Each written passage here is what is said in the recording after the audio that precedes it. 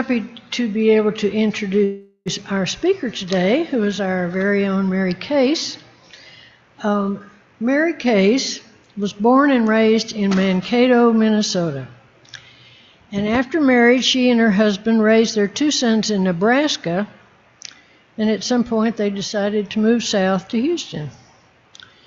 Mary worked in Houston in the oil and gas industry, and they retired to Galveston in 2000.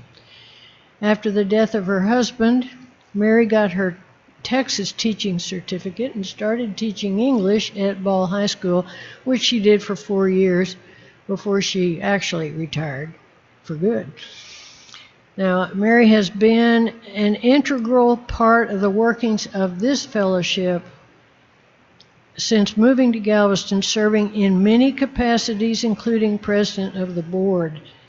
All of us have benefited from her dedicated service as chair of the program committee, as she is largely responsible for our varied and wonderful programs and speakers over the years. So we are glad to welcome Mary up to the podium.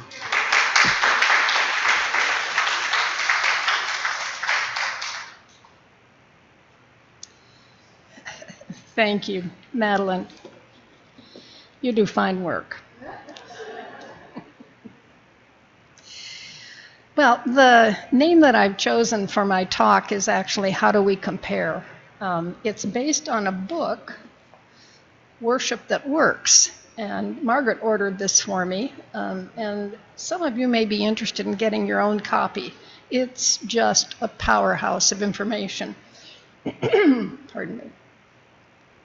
So this is what my sermon is based on, just part of it. I decided to talk about this today because August is our focus on Unitarian Universalism. It's because we have an opportunity beginning in July with our ministerial intern, Catherine Vance, to have someone who is trained and willing to work with us shoulder to shoulder to make our church what we really want it to be. To me, that doesn't mean that we have to change everything. We do a lot of things right. I'm simply suggesting that we give it some thought. For this sermon, I'm relying heavily on Worship That Works.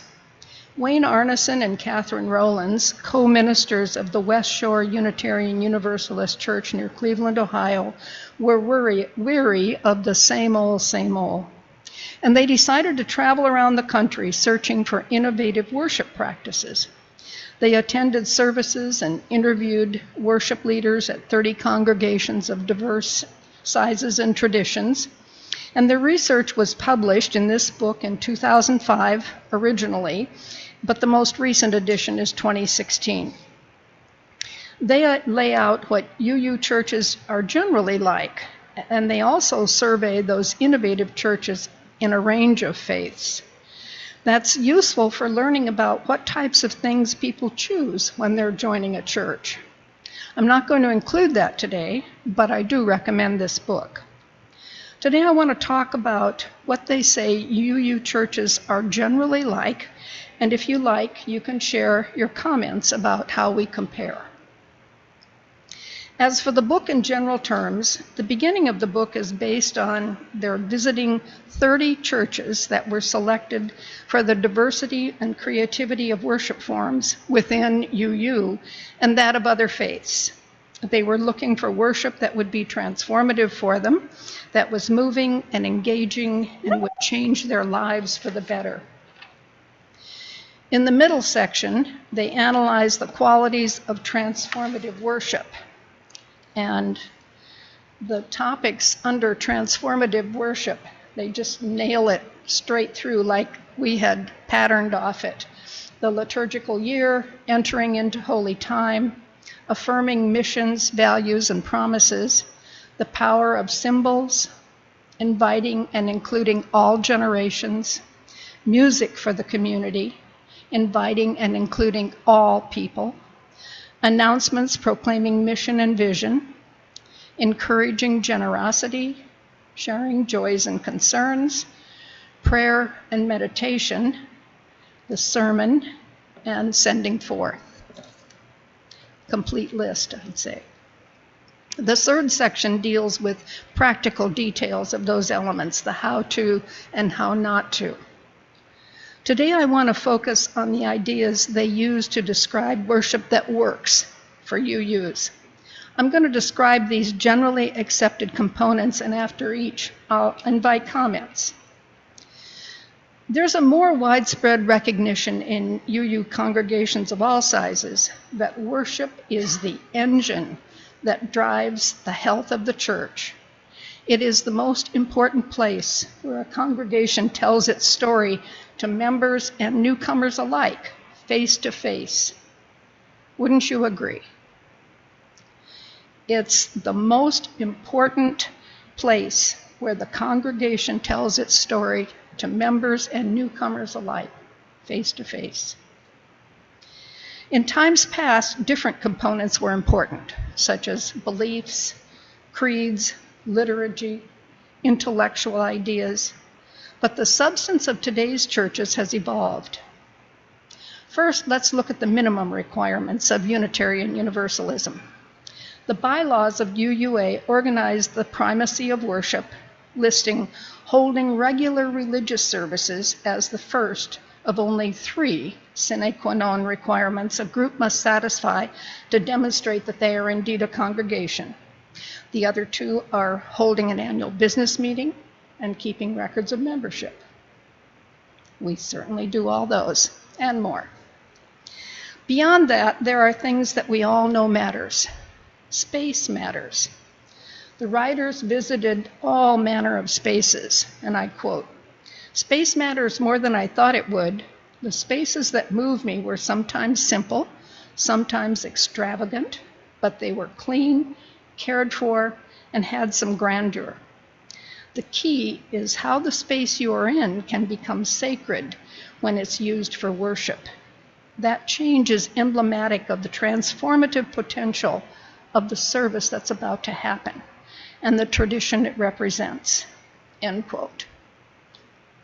You think, yeah, we're doing okay there? Yeah. When it's held is important to make it accessible. Services by tradition are mostly Sunday mornings, but some emerging groups use other times, such as dinner services, for example.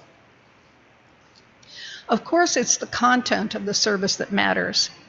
What matters is that the worship service contains elements recognizable as Unitarian Universalist. In the last half of the 20th century, the use of the flaming chalice symbol, a common hymnal, a body of hymns, and traditional words of covenant became the most common markers that told people they'd entered a UU worshiping community. We certainly hit all those. The primacy of worship. When I first began attending a UU church in Omaha, I didn't know exactly what the appeal was. I just knew that it was much more of a match for me than I had believed previously. So let's take a moment to consider, what do we mean by worship? The Commission on Common Worship in a 1982 essay refers to the ancient English root of the word worship, worshipin, which can be translated into considering things of worth. They said that the purpose of worship is to lift up the highest and holiest of human values. To lift up the highest and holiest of human values. Quote, "We believe that there is something further, something that matters even more than the content, that is crucial to how a worshiping community understands itself. That something is the attitude a community brings to worship. What do they think they're doing when they attend a worship service? Are we coming to find intellectual stimulation, to hear stories of lives that have been changed, or to lift up the highest and holiest of human values?" Can you tell by the way they come into the space when entering into worship means to this congregation? Is transformative meaning conveyed by the way the worship leaders approach their roles? What does the order of service and how it's presented reveal about this congregation and its understanding of religion? What do you think? Anybody have an idea? Mulling it over? Then the presence of the holy. The presence of the holy. We wonder how many members of Unitarian Universalist churches, when asked why they came to worship, would respond to be in the presence of the holy. Actually, we suspect more than ever before. The word holy used to be one of those tricky words that you had to be prepared to defend with a precise definition before using it in a Unitarian Universalist church. Dr. Reverend William Schultz, the last self-identified humanist to be elected president of the UUA, turned a corner for us in our report to our 1986 General Assembly. He observed, "Reason is still a cherished standard in our religious repertoire, but reason is coming to be supplemented by our immediate apprehension of the holy, and by our conviction that the holy is embodied in the abundance of sacred creation." Note the word apprehension, not comprehension. It wasn't a definition of the holy, but it was an acknowledgement that the universe in which humanity dwells remains fundamentally mysterious to us, despite the many advances we've made towards understanding it.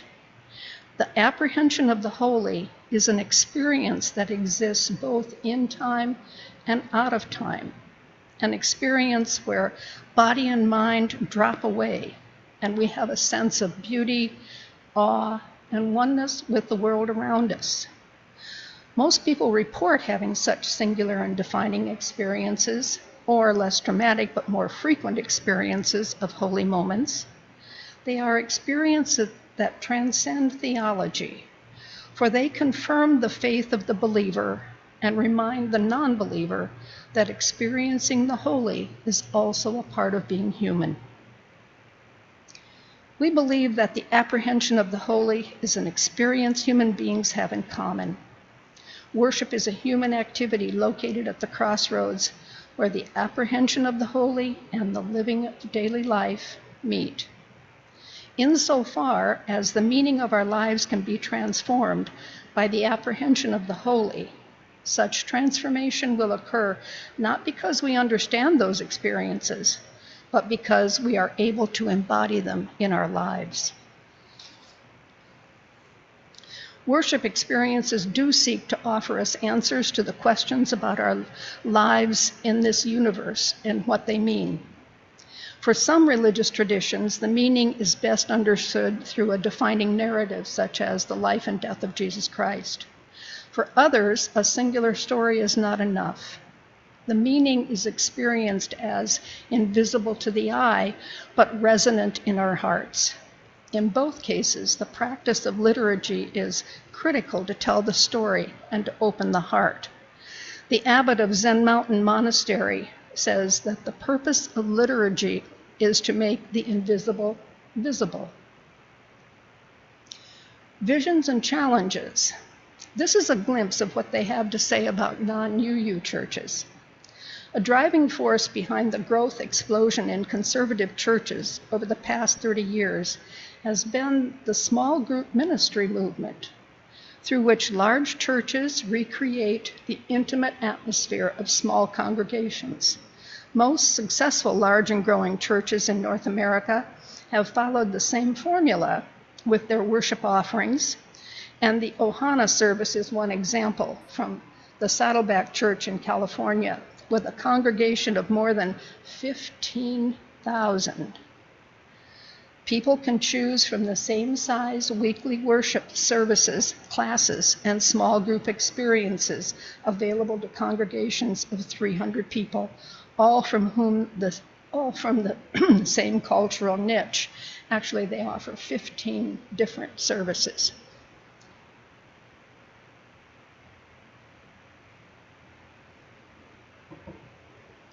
We covenant together. One other essential that was foreign to me when I joined was covenanting, because I came from a church that was based on beliefs. And someone asks, what does your church do for you and in the world? Not, what do you believe? They're asking a question from a free religious or a liberal religious view. It looks ahead to a future because truth unfolds. Its emphasis is on personal integrity and an individual's understanding of the religious, and on the development of an individual's faith. Consent is always operative and always shaping the individual because the freedom to explore and understand one's unique and direct relationship with God is the purpose and the aim of spiritual community, of giving one's consent to walk with others. Therefore, the basis of a community is an individual's faithfulness to and with others during life, conceived of as a spiritual walk with others. Covenants are affirmed in our worship because they represent the foundation upon which our understanding of the church rests.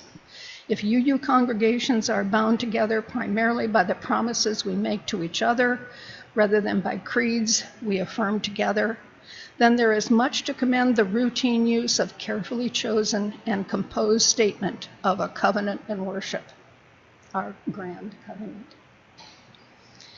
We claim no supernatural authority for the covenants we use in our worship. They are not scriptural texts or creedal statements that claim divine origins or sanctions. They've not been passed down from ecclesiastical hierarchy that claims to represent divine authority. Our covenants come instead from the hearts and minds of our people. The role of culture and tradition.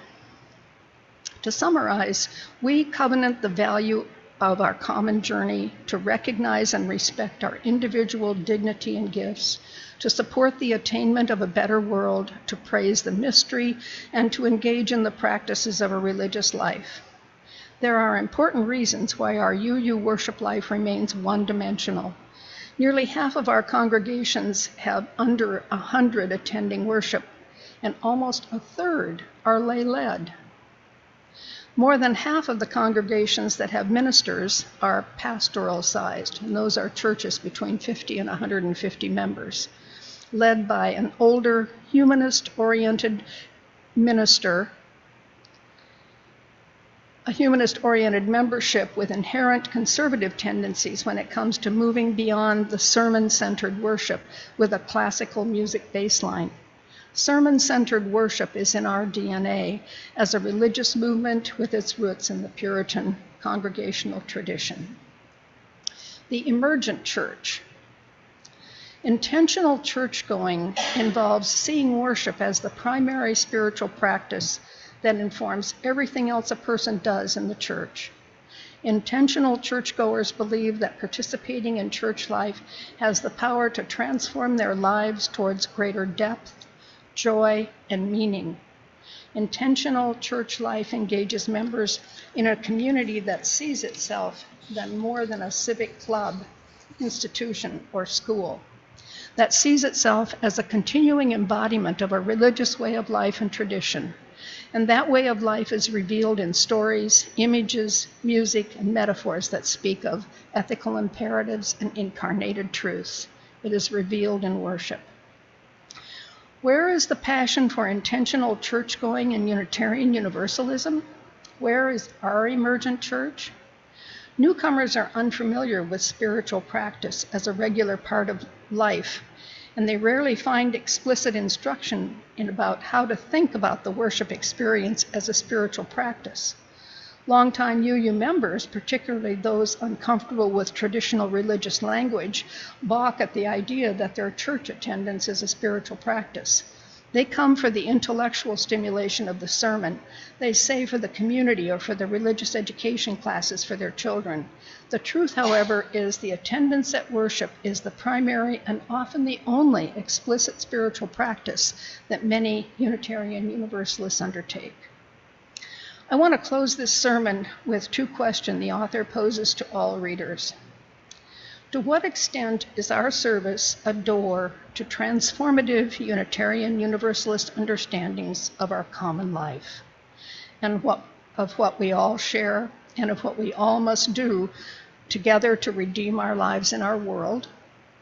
And are we being intentional in creating worship that each element of the service offers transformative potential? the potential to touch the hearts and minds and change the lives of many different kinds of people who are ready for a liberal religious message and community. So I think we all analyze those questions from week to week, and I appreciate your support for the work that we're all doing and the services that we put together. I'm proud of them. Next Saturday morning at 10 o'clock here at the church, I'm going to have a meeting of the program committee, and it now includes Catherine, and we'll meet to discuss several items.